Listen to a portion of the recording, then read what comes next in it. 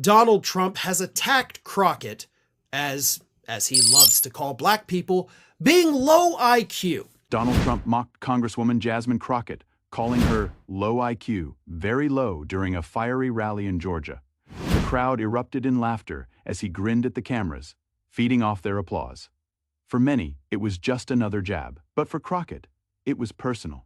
She didn't clap back on Twitter. She didn't release a carefully crafted press statement. Instead, she waited, watched, and planned something devastating.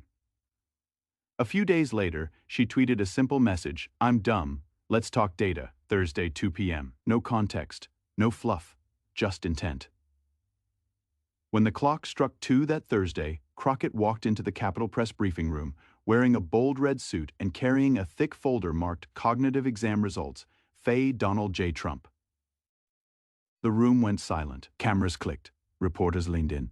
She opened the folder and began reading out loud.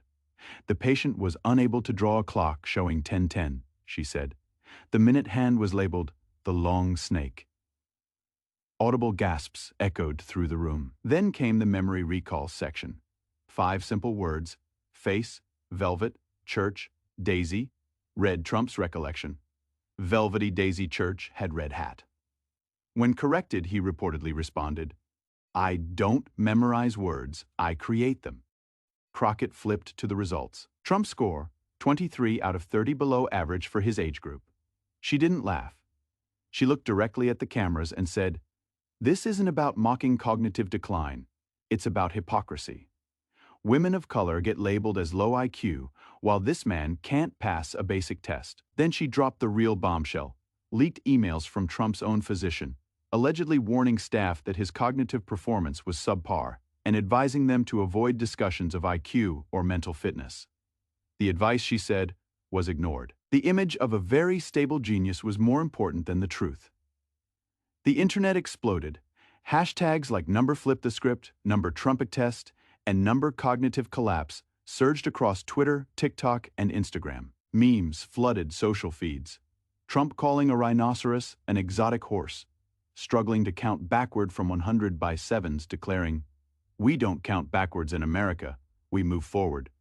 Late shows ran reenactments of the cognitive test. Conservative media scrambled to reframe the narrative, but the story had taken a life of its own. Meanwhile, Crockett's campaign donations skyrocketed, up 300% in just 2 days. Media outlets lined up for interviews. Pundits called it one of the most brilliant clapbacks in modern political memory. Beyond the spectacle, it sparked real conversations. Should cognitive tests be required for presidential candidates?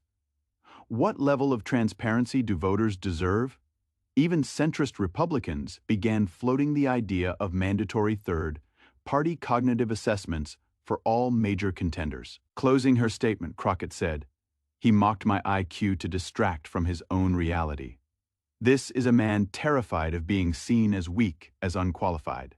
But now, the emperor has no intellect." The room fell quiet.